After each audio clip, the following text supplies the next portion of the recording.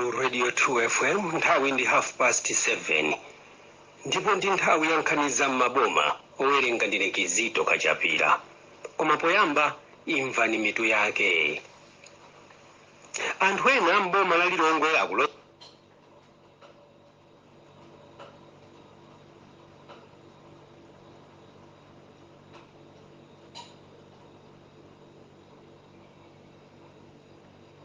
amati amwalira ali ndi moyo. Njonda ina yomwe ili ndi akazi awiri inde inu Mitala kwa grupu January dala mfumu maulawo mboma la Mzimba Yachimina, mkazi wake wamkulu komanso mwana wake atamuonetsa zakuda.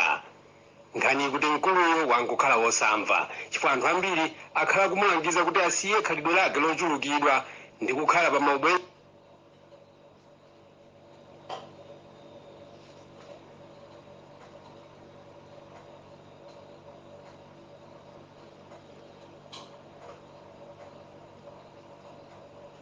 zanseri ndi akazi ambiri kupatulake kuti alikale ndi akazi awiri. Izi zakhalanso zikuyipira banja lalikulu inde inu mayi akulu ndi ana ake za mapulani onkhawulitsira pomwe tsiku lina wadada ali mkonono kuti anabisa zovala zake zonse nkuzika mchola nkukapatsa mwana wake mamuna kuti mkuluyo akhawule. Atadzuka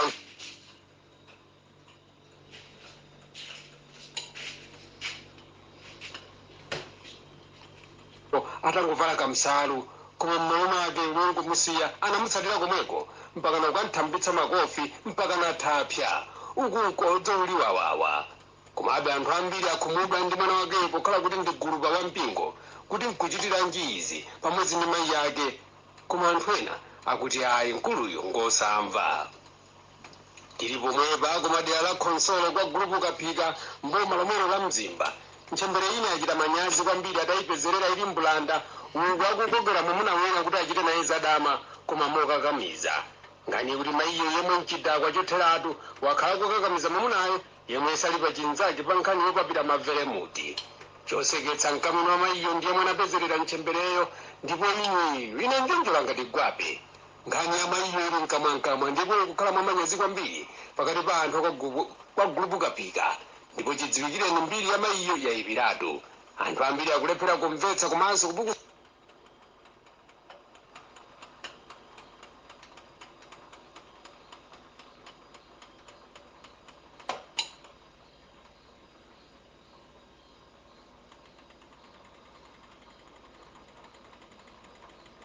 mzake kuti achite nacho zadama.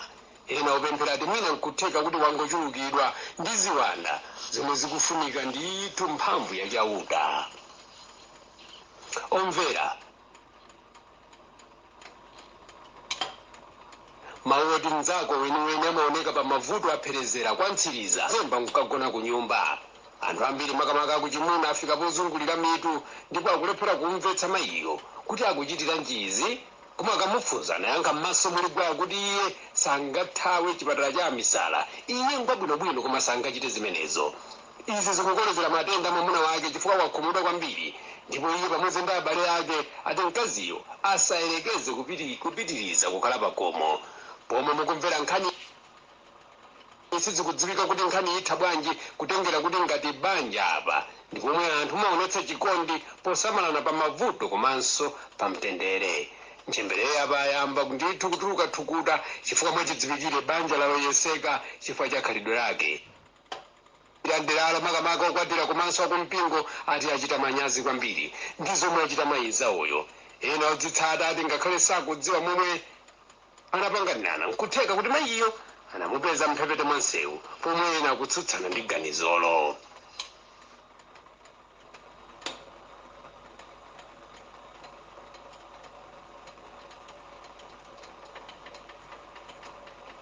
Mwana wa Malemu atatulutsa chikwanje kuti waliwali. Malinga ndiye motitumizira nkhani nyamatayo yemwe ndi bala akuti sapita kumaliro komanso chodandaulitsa nthawi zonse maliro kuti akumbe kamanda atakumba kwa kanthawi anamulandira koma kuti ukutukwana kumanda mpaka nakummangirira ku mtengo chifukwa cha mwano. Madamu Masula anapita ku nyumba koma anabalalitsa anthu onse ukuchikwanje waliwali kumanja. Maliro atafika anamulandula kuti agwirire yekha koma atatopa anamulandiranso. Atayika maliro a mfumu anamula kuti maliro asese tsiku lomwero koma namfedwa alipire nkhuku. Panopa kuyenda mwa manyazi kwambiri zitadziwika kuti anthu ambiri akumudzudzula chifukwa cha khalidwe lake. Mukumvera nkhani Zam'Boma kuchokera kuno ku Radio 2FM. Mkulumina kwa grupu Thunga mboma la Phalombe kusowa mtendere pomwe bungwe lina sikusosa pakhomo pake chifukwa chozomwe anapalamula mderalo. Nkhani kuti bungwelo linalemba mayina a anthu oti ayambe kuwapatsa thandizo la ndalama ndipo zinathekadi koma chodandaulitsa komanso chomwe chakuyitsa anthu ambiri mderalo mkuluyu nkumasonkhanitsa hafu ya ndalama m'makomo mwa anthu amadero ino ayi uku nkuba. Mkuluyo poyamba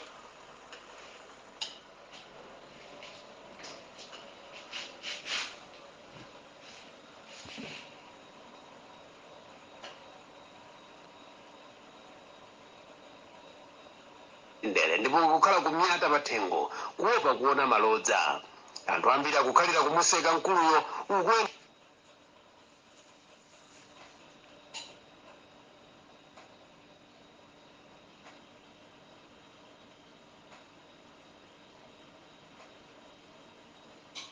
akufuna kuti mkuluyo abweze basi ndalama zawo.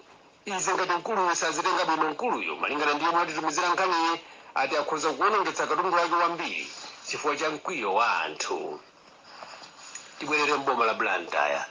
Banja lina komanso mikoko yogona dera la Nancholi boma la Blantyre agwidwa njakata kusowa kolowera ndi ndalama yachipepeso yomwe anatolera zitadziwika kuti yemwe amatiwa wamwalira ayi ndithu anapezeka kuti ali ndi moyo. Nkhani yazunguza nyakwawa za nderalo komanso mikoko yogona chifukwa ali mkati kudikira kuti akatenge thupi la yemwe amatiwa waombedwa ndi galimoto anapezeka kuti ngwa moyo. Nkhani yadzetsa mantha akulu mderalo koma anthu akusowa poyambira kuti mkuloza zala ndani chifukwa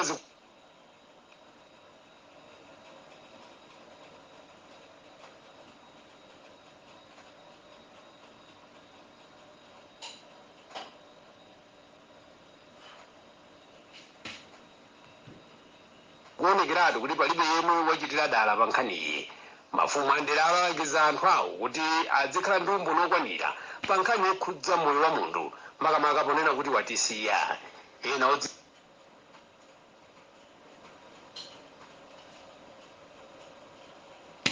kukhala mwa mantha thupi la mkulu wina yemwe anamwalira litalephera ndithu kutulukira pa khomo la nyumba chifukwa cha zizimba. Mwana wa malemu anayesa kutero mpakana kukhala mbulanda koma ayi ndithu sizinaphule kanthu. Apa mpingo anakhumudwa kwambiri komanso anali wokwiya ndi nkhaniyi chifukwa ati zomwe zachitikazo ayi ndithu zawasulutsira mpingo. Komabe kumapeto kwake akuluakulu a mzindawo anathandiza kwambiri kuti anthu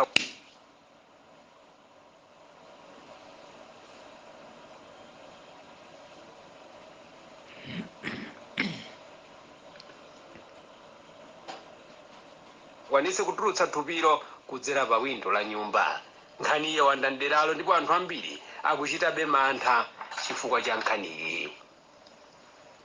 Odziwa za nyengo ati kwafunda pang'ono usiku uno ndi mmawa ndipo kukugwa mvula ya mabingu kumpoto kwa dziko lino.